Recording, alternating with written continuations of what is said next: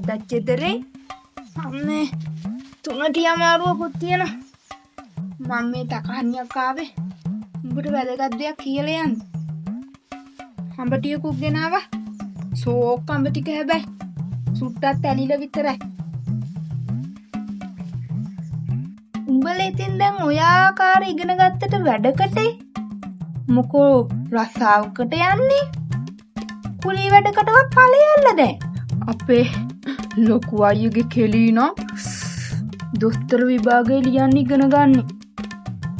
වාසනාවන් ඉතින්. උඹලට කොහෙද එච්චර? උඹලගේ කරුමේ තමයි ඉතින්. දැන් දවල්ට කෑලා ඉන්නේ.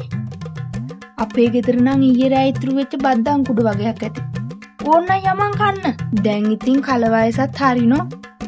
අර පෙට්ටි කඩේ මේ මුදලාලියටවත් බහදීලි ඉවර වෙලා ගියා නම් හරිනෝ. උඹලා මොකෝ මේ රාජකුමාරය වෙනව උඹලා රන් යන්න. උඹලට ඉතින් මේ ආත්මේ නම් ගොඩ එන්න හම්බෙන්නේ නැහැ. වැඩක් නැත්තම් යමන් මාත් එක්ක. අර අපේ මිදුල උදලු ගාලි ඉවර වෙලා මේ ලොකු හැලිවලන් වගේක් ඇති මට හොද ගන්න බැරි. ඒ ටිකත් හොදලා මක්ක හරි බඩින්ගක් කාලා ඉන්න හැකි. එහෙනම් ඉතින් මං යනවා. මම මේක කියලා යන්න ආවේ උඹලට. වෙලාවක් තිබුණා වරෙන් අපේ පැත්තට.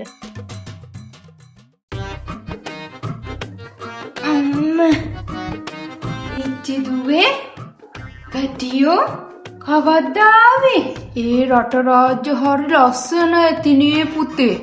ඔය දරුවා හම්බෙන්න ඉඳිද්දී ඔය දරුවල අම්මට මං තමයි ස්පිරිතාලේ කරන් ගියේ.